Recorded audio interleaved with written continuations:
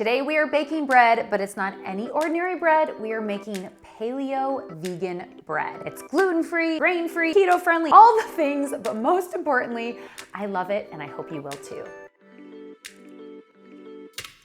Hi there, I'm Nikki Sizemore. Welcome to my kitchen. Welcome back to my channel. So I must admit, I'm not much of a bread baker, except for when it comes to this loaf. It is the easiest bread you'll ever make. There are no eggs in this bread. There's no yeast in this bread. We don't have to wait for it to rise. And it's paleo and vegan. I actually started making this recipe a couple of years ago. It was during a time when I had to temporarily cut out all grains. I just was having some inflammation and some digestive issues, and so it was a little bit of a reset moment. These days I do eat all gluten-free grains, but I still make this bread. It is always in my freezer. It is a super, super nutritious and dense nut loaf, but it's really tender. It has a great flavor, and I love to toast it up for breakfasts and snacks and easy lunches, and I'll show you some of my favorite ways to serve it. Don't forget to like and subscribe, that way you won't miss out on any of my wholesome, family-friendly, and gluten-free recipes. And let's dive in. This bread is made with almond flour and coconut flour. And as you know, if you watch this channel, I always recommend you use a kitchen scale, especially when baking with gluten-free flours, because the weight can vary so drastically depending on how you measure them if you're using measuring cups. But don't worry, I totally include measuring cups in the recipe. But invest in a cheap kitchen scale if you do some gluten-free baking often. So we're gonna need 2.5 cups, which is also 275 grams of the almond flour. And then we need only a half cup of coconut flour. Coconut flour absorbs a ton of liquid, so a little bit goes a long way. I actually already weighed this out because it was the very bottom of my bag and I had exactly the right amount. It made me so happy. So it's a half cup, or it is 43 grams. And then we're using psyllium husk fiber. It's a really fantastic form of fiber, and what it does in this bread is gives the bread its structure in place of gluten or eggs, which typically give its bread its structure. We need 3 tablespoons or 22 grams. So I'm just gonna sprinkle that right in. You can find this now online, obviously, but even at most grocery stores, even our tiny little grocery store carries it. 22 grams. I love using my scale too because I don't have to dirty any measuring cups. Less dishes is always a good thing. All right, then we have baking powder. This is going to help the bread to rise, although it is a dense bread, but that's why I love it. Fine sea salt to add flavor. Chia seeds are gonna provide a little bit more fiber, and they're a good gelling agent. They also help to give the bread its structure. And then powdered stevia gives it a touch of sweetness, but you can't taste it. It almost just kind of balances out all the flavors.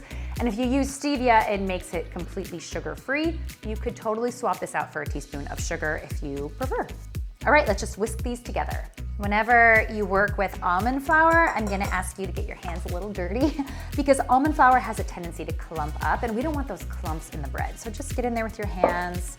It feels really good. And just rub it between your fingers. All right, now for the wet ingredients, we're gonna need 1.5 cups of warm water. It should feel like warm bath water. To that, we're gonna add 2 tablespoons of a neutral vegetable oil. I'm just using a safflower oil. You could use grapeseed, you can use canola, and then 2 teaspoons of apple cider vinegar. This is going to contribute to the flavor of the bread as well as the texture. All right, so now we're just gonna dump the wet ingredients over the dry ingredients. Easiest bread ever. And then start with a whisk, but you'll wanna move to a spatula. It gets pretty thick pretty fast. Having homemade bread in the house feels special, especially a bread that's as nutritious as this one. All right, that's your bread dough. Done. So we're gonna transfer this to a 9 by 5 inch loaf pan. I've lined it with parchment paper, spritzed it with cooking spray. The parchment is just gonna make it really easy to pull it out after it's cooked. You'll see it gets very thick. I'm gonna get my hands a little wet and we're gonna use your hands to press it into the pan. So you wanna be fairly gentle when you do this. You don't wanna compact the dough too much, but you also want it to be evenly pressed into the pan. Take my spatula and just even out the top here. Being fairly gentle. It's not the kind of bread that's gonna rise a lot, so kind of the way it looks when it goes in the oven is kind of the way it's gonna look when it comes out of the oven. Okay, so that looks pretty good. We're gonna bake this in a 350-degree oven. It takes about 45 minutes, but you wanna bake it until it's evenly golden brown on top and a toothpick inserted in the center comes out clean. Once the bread is out of the oven, you want to let it cool in the pan for a few minutes and then transfer it to a cooling rack and let it cool completely. It's really important that it is completely cool before you slice it. It really affects the texture. So we're gonna slice this up. As you can tell, she's not the most beautiful loaf, but we're not aiming for beauty. We're aiming for delicious nutrition, and I promise you're gonna get that in this bread. So you can see that nice structure. It is a really dense bread, but at the same time, it's super tender.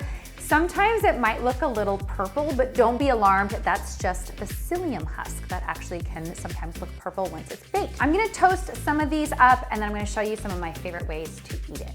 For breakfast, I love to slather the bread with some nut butter, a little sprinkle of sea salt or a drizzle of honey, or a little bit of jam. Now for lunch or a snack, you can top the bread with any number of things, but one of my favorites is some hummus, and gosh, you could do cucumbers, red bell peppers, any number of different vegetables.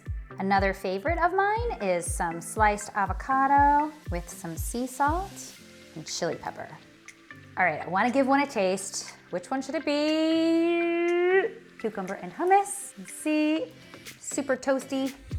You guys, this is packed with protein. It's packed with fiber, no eggs, no yeast. You don't need them. I hope that you give it a try. Let me know if you do in the comments below. I'm Nikki Sizemore. This is From Scratch Fast, and I will see you next time.